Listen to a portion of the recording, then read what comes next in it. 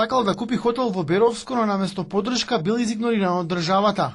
Приказната новиот повратник од Америка покажува со што се соочуваат потенцијалните инвеститори во земјава, дури и кога доаѓаат од редовите на диаспората. Човекот кој по 12 годишна кариера во САД се вратил за да почне бизнис во родната земја, се запознал со феноменот на македонската бирократија.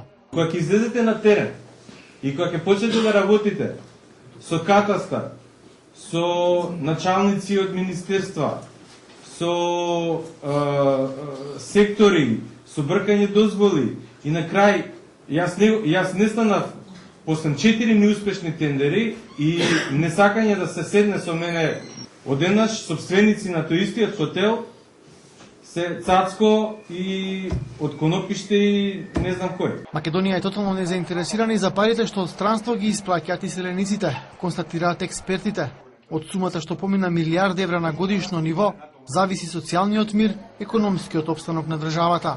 Тоа е буквално една сума на пари кои што во Македонија влегува за владата као поклон. Ништо не прави за да ги добие. Се замислете да исто толку пари колку што се потрошија за привлекување странски инвестиции се потрошија за овој ефект. Приватни трансфери и дознаки. Дефинитивно ќе имаше многу поголем прилив. Дефинитивно. И ние правиме големи политики, кој зна какви макроекономски политики, 4 пакета антикризни мерки, во сите тие 4 пакета не можете да најдете еден сегмент насочено во толку значајна економска димензија. Речиси половина милион луѓе со потекло од Македонија живеат и работат во странство. Парите што секоја година им ги праќаат на своите блиски сочинуваат 10% од македонскиот БДП.